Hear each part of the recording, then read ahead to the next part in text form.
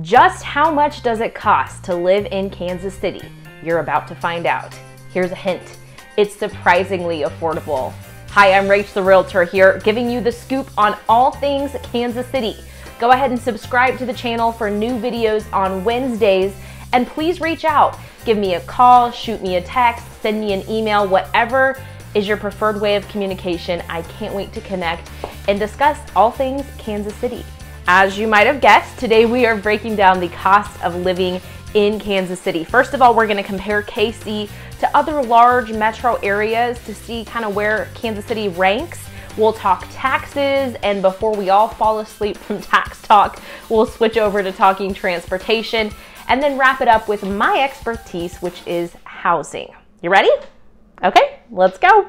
Okay, we're gonna do a little comparison to start. Kansas City is a relatively affordable place to live in. It is not the cheapest place. If you just do some Google searches, you'll see that usually it ranks in the middle of these lists that are like, you know, top 30 most affordable places to live. It's never number one, but it's at least on the list. So it is relatively affordable.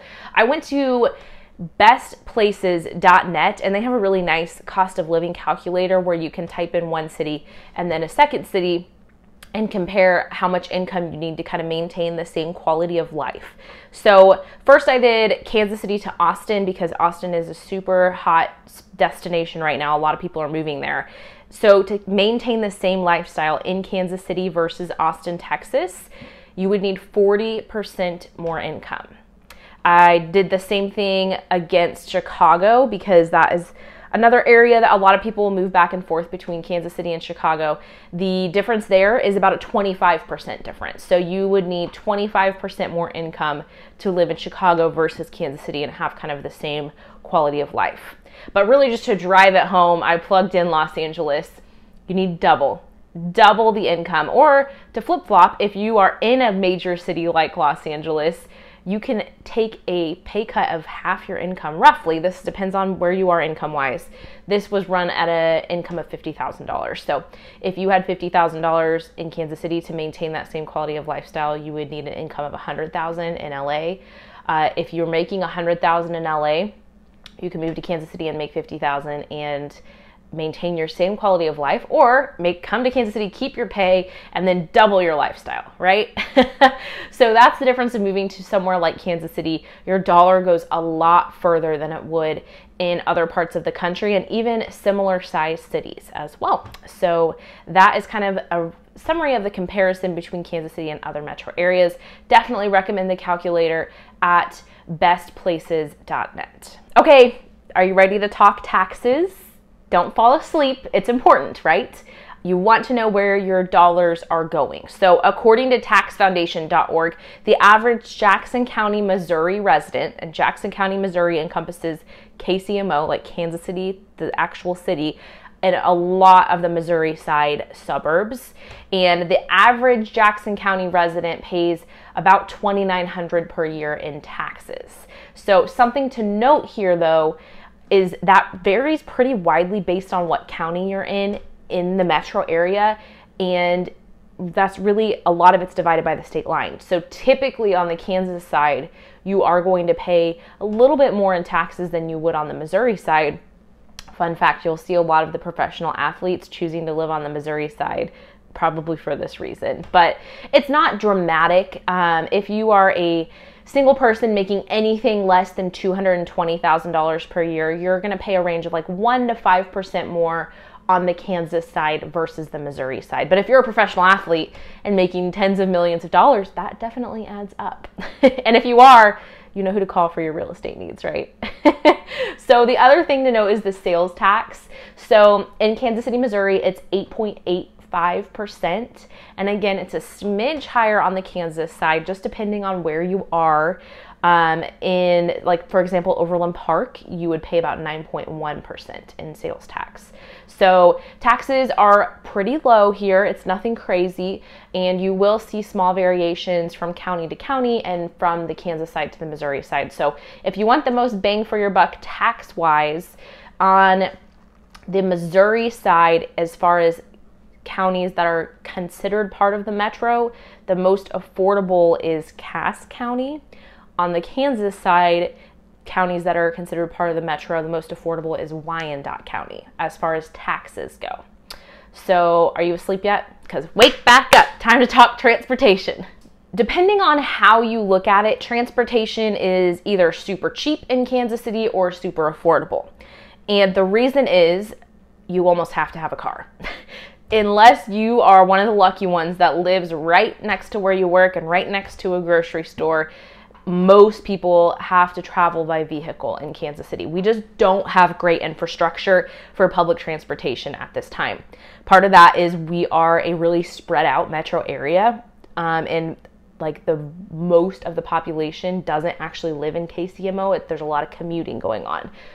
But the good news is we don't have a ton of traffic. There are a couple of spots that have bad traffic, and the average commute in Kansas City about 22 minutes. So the average person drives about 22 minutes to work each day.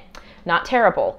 But if you want to look at costs, that means you have to own a car.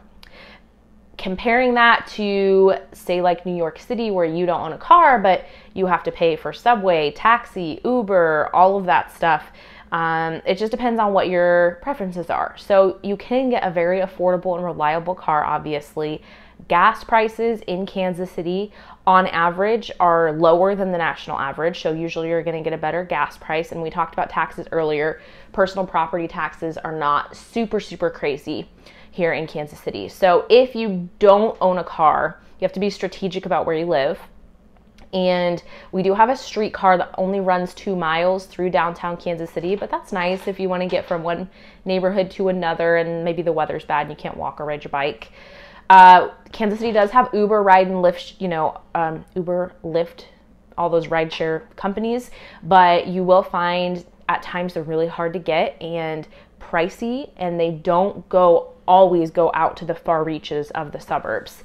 Kansas City does have a bus system, but it is a little clunky, a little inconvenient, and you really have to know what you're doing. So it's not one that like tourists come and hop on the bus and pay for a fare for the day. So transportation, depending on how you look at it, you don't have really public transportation costs, but you do have the cost of owning, maintaining a car, insurance, taxes, gas, all that good stuff. Time to talk housing, my favorite topic as far as cost of living goes, of course.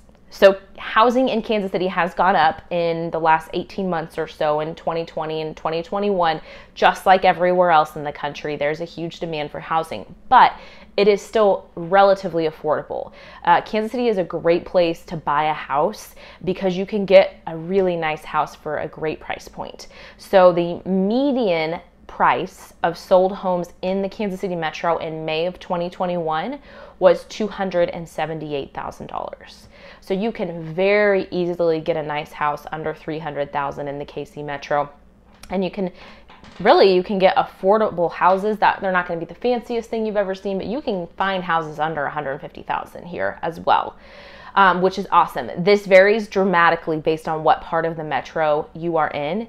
If you go back to my best suburbs video, we talk about kind of break down the prices in different suburbs in the north, south, east, and west.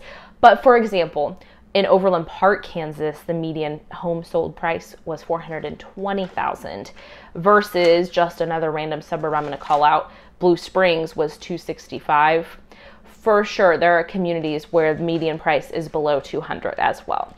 So the home prices vary pretty dramatically, but all really, really reasonable. There are only a few pockets of Kansas City where home prices, where like Overland Park, where the median's $420,000, there's only a few spots like that where you can't get a great house for under $300,000. So that is the great part about living in Kansas City. You can afford a house, you buy a car, you don't have a lot of public transportation, taxes are relatively low, and comparatively speaking, it's a pretty affordable place to live. So let me know in the comments, send me a message. What do you think? Is Kansas City a great destination to move to or a little pricey for your liking? Can't wait to hear from you. See you next time.